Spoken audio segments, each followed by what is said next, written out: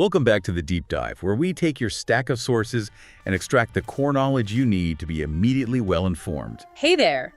Today, we are immersing ourselves in the high-stakes world of Riverdale, specifically looking at the scripts for Chapter 11 to Riverdale and back again. Yeah, this is a great one to dig into. This chapter, it's really the absolute tipping point, Yeah. The penultimate setup for the season finale. Right. We've only got 2 more chapters left, 12, and then the finale, 13, for this whole Jason Blossom murder mystery to finally wrap up. So the pressure is on. Totally. Every scene here, every little lie, every hidden motive. Yeah. It's all designed to set the dominoes falling for that final, probably devastating revelation. Right. The stakes just couldn't be higher. So our mission today is to really dissect the key nuggets of insight. We're looking at the plot lines, the investigation speeding up.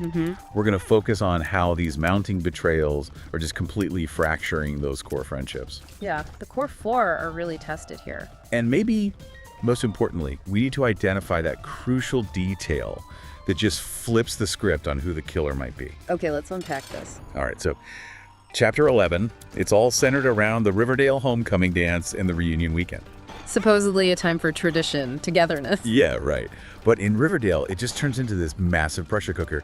We've got several plot lines all converging, starting with Archie's brief moment of family hope. Right, we see Mary Andrews return, Archie's mom, and her showing up isn't just like sentimental fluff, it's a real thematic warning. How so? Well, she expresses genuine fear for the town. She actually tells Archie she feels like Riverdale is getting ready to slide off of a mountainside. Wow, heavy. Yeah, and she's trying to convince him, that his future, his safety maybe, lies back in Chicago pursuing his music. Get out while you can, basically. And while she's back, there's that little moment, that almost nostalgic rekindling with Fred Andrews. Yeah, Jughead calls it a Lil Archie's pipe dream. It's kind of sweet, right? A temporary break from all the darkness. For sure. But we know the real drama is brewing elsewhere. All that deceit being engineered across town, and a lot of it seems fueled by Veronica's anxiety. Oh, definitely. Veronica is driven by this, profound and potentially destructive desperation here. About her dad. Exactly.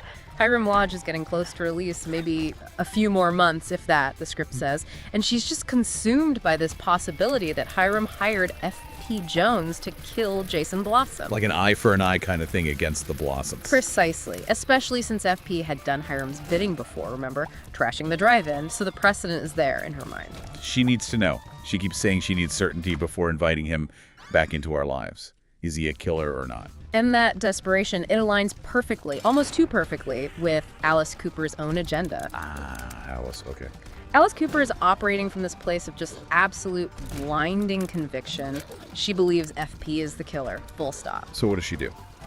She engineers this incredibly passive-aggressive, frankly sinister social trap. The dinner party. The dinner party. Invites FP and Jughead over for dinner with Hal and the Coopers.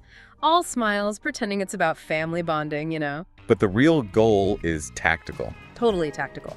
Keep F.P. Jones trapped, occupied, pinned down at their dinner table, while Archie and Veronica sneak off to search his trailer. Oof. That dinner scene is just painful to read in the script. FP, he's really trying, trying to do right by Jughead. Yeah, he makes an effort, gets a shave, the script notes, he's cleaned up his act. He seems genuinely excited about maybe, just maybe, having some stability. But Alice gives him zero room to breathe. None. She is relentless, just hammering him with these pointed, aggressive questions about his past jobs, his time as a serpent. And specifically pressing him on the drive-in land, right? Exactly. Was he upset when Hiram Lodge bought the drive-in land? Basically trying to establish motive right there at the dinner table. It's so blatant. Even Hal seems uncomfortable. Oh, yeah.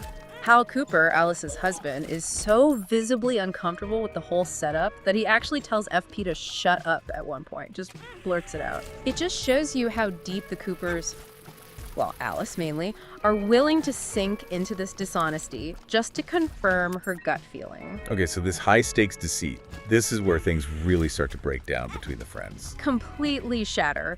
While FP is basically being interrogated over pot roast at the Coopers, phase 2 of the plan is rolling out. And Betty, yeah, where's she in this? Well, interestingly, Betty is furious with her mom about the dinner ambush itself. But she doesn't seem to grasp the full extent of the plan. Like, she doesn't know Archie and Veronica are literally breaking into Jughead's home at that exact moment. So Veronica ropes Archie into this. Yeah, she uses that emotional leverage, My dad's getting out soon, I need to know. She convinces a very conflicted Archie to help search FP's trailer. She keeps saying, one way or the other, I need to know who I'm inviting back into our lives.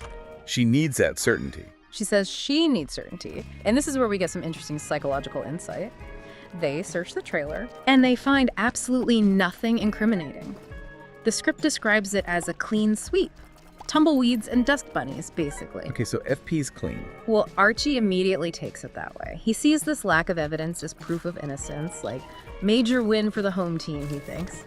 He's relieved for Jughead. But for what? Veronica's reaction is different. It's really telling. Even after finding nothing, she still wants to keep looking.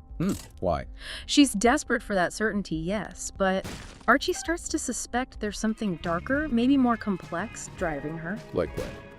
He wonders if she might secretly want her father to be guilty. Whoa, to make it easier to cut ties. Exactly. So she can finally cut ties with them, absolve herself of the whole Lodge legacy mess. If Hiram's a killer, the moral choice to walk away is simple. If he's innocent, well, then it's complicated again. That's a heavy suspicion for Archie to have about his friend. It is. It shows Veronica isn't just searching for truth. She might be searching for justification. But regardless of what they found, or rather, didn't find. The dinner plan worked in one sense. It absolutely worked for Alice's plan. It kept FP occupied and out of his home for that critical window of time. Okay, let's pivot for a second. While the friendships are imploding over there, there's this parallel operation happening across town. Right. Polly's infiltration of Thornhill, the Blossom Manor, and the deceit there is maybe even more chilling. Polly's basically playing spy. Totally. High-stakes espionage. She agrees to run for homecoming co-queen with Cheryl, but why? Just to keep her distracted. That's the quote. Right. While Polly is obsessively trying to get into the one place the Blossom parents guard, obsessively, their bedroom. You gotta love the contrast, the superficial chaos of homecoming versus this deadly serious search for murder-proof, classic Riverdale. Absolutely. And her persistence, it actually pays off. She finds something huge. The ring.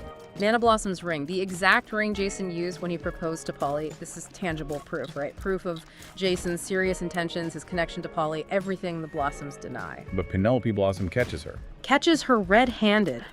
And this is where the Blossoms deploy their, let's call it, psychological warfare. Penelope immediately spins the discovery. How does she spin finding the engagement ring? She claims the ring was given to her by Clifford. Why? Because Jason supposedly threw it in Clifford's face as his final rebuke. Claiming Jason totally rejected the family. Exactly, rejected the family, its toxic legacy, everything. Now, whether that story's true or just a complete fabrication to justify whatever they're hiding, it's a brilliant, manipulative move in the moment. But then, Cheryl, we get this truly shocking moment of family loyalty from Cheryl, which is somehow scarier than betrayal. It really is. Cheryl, after being named a Blossom through and through by her mother, kind of breaks down for a second and then reveals the ultimate act of self-preservation, or family preservation. She flushed the ring. She panicked when Polly lunged for the ring, and yeah, she flushed it down the drain. Gone. Why? Why destroy the proof? Her motive is chillingly pragmatic. She says she did it to destroy the proof, making sure it would only be her word against ours.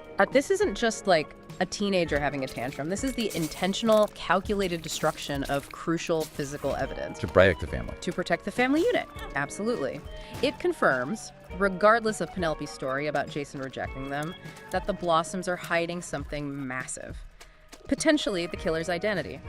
And they're willing to eliminate legal proof to control the narrative, especially now, heading into the final episodes. Okay, so Thornhill is a bust in terms of tangible proof now, which brings us back to the main group. Here's where it gets really interesting. Right. All these separate threads, all the lies and schemes, they just collide. Violently. At the homecoming dance itself.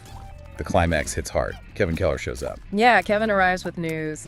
His dad, Sheriff Keller, has just arrested F.P. Jones for Jason's murder. On what grounds did they find something? Not yet. Kevin reveals the police were tipped off. Someone apparently called Mayor McCoy. So, the whole dinner, the search, it was all just a prelude to the arrest happening anyway. Seems like it. Or at least the tip-off made the arrest inevitable. The fallout is just devastating. Jughead's hope for maybe getting his dad stable, moving to Toledo, gone. Instantly destroyed. Heartbreaking. And Betty confronts her mother, Alice, who flat out denies tipping off the police. But Betty finally puts it all together. The dinner, the timing. You all lied to me. Yeah, that quote just hangs there. She realizes it was a calculated, shared deception. Archie, Veronica, her own parents. And Jughead? Jughead is just broken. He tells Betty he was actually considering passing up Toledo, staying for her, only to realize he was being manipulated by everyone he trusted in that room. So he leaves. He leaves, tells Betty he's done with all of them. The core friendships, which are like the bedrock of the whole series, right? Absolutely shattered, right on the eve of the killer reveal. But wait, there's the final twist, the real setup. Yeah. The detail that changes everything for chapter 12 and 13. Yes. Moments later, Kevin finds Betty again. He has an urgent update from his dad. They found the murder weapon. They found the murder weapon, a gun, hidden in a lockbox in FP's closet. Okay. But this is the critical, absolutely definitive moment. We have to walk through the timeline super carefully here because the conclusion is unavoidable. Archie and Veronica were just there. Archie and Veronica searched that exact closet just hours earlier. They confirmed it. No lockbox, no gun, nothing but dust bunnies. Which means the gun was planted. It had to be planted after Archie and Veronica left the trailer. So the arrest wasn't based on finding the weapon initially. It was the tip-off first. Exactly. The police were tipped off about FP's supposed involvement. And then immediately afterward, before the police conducted their official search, someone entered that trailer and planted the gun in the lockbox for them to find. Holy crap. Precisely. This proves FP is being framed. Okay, this changes everything. Completely. The real killer, or maybe an accomplice working for them, is operating at lightning speed, meticulously covering their tracks, setting FP up perfectly. It wasn't just the police finding evidence then.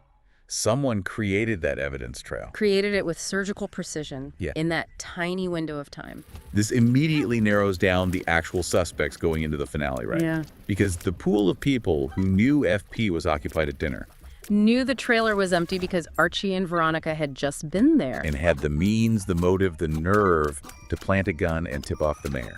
That list gets incredibly small. The killer isn't just hiding anymore, they are actively, aggressively framing someone else. So we're looking for someone connected to that dinner or the search plan. It strongly suggests we are. Someone who was either at the Cooper dinner, knew about it intimately, or was working directly with someone involved, like Alice maybe, or, well, someone else. It points towards a conspiracy, almost. Or one person with insane access. It could be a complex multi-person frame job, or, yeah, the work of one incredibly cunning individual who knew exactly when that trailer would be empty and when the police would arrive. So the ultimate takeaway for you, the listener, is to really fixate on that impossible timeline. It's the key. Absolutely. FP is in jail, friendships are destroyed, and we now know, definitively, the murder weapon was planted. By the killer or their proxy. Immediately after Archie and Veronica left that trailer clean. And the only people who knew for sure it was clean were Archie and Veronica and whoever sent them. It's just a breathtaking level of calculated evil, isn't it? It also raises serious questions about who exactly tipped off Mayor McCoy. Was it the same person who planted the gun? It feels like they have to be connected, right? These aren't two random events. They feel like coordinated steps in a single frame operation. Which leaves us with a huge question to think about as we head into chapter 12 and the finale. Lay it on us. Considering only the people who knew FP was occupied at that dinner, who had that perfect, incredibly narrow window of time, who had the motive, the access, and the sheer ruthless calculation necessary to plant that gun between Archie and Veronica leaving and the police showing up to make the arrest. That's the million-dollar question. This is the beginning of the end of the mystery. And the answer is definitely hidden somewhere in those few crucial hours, in the moments between the betrayal and the arrest. We'll leave you there to mull that over. Go to the next dive.